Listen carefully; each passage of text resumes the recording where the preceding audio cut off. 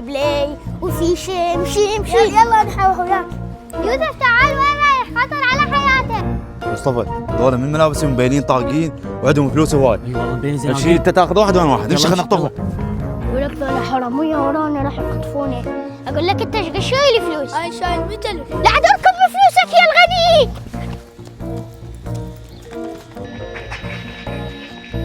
استاذ اخوها سجلته غياب ويوسف هم سجلته غياب لان متاخرين ما جا من الدوام. شوف ذولا لازم ندز على ولي امرهم لان شغلتهم غريبه، هاي اول مره يسووها.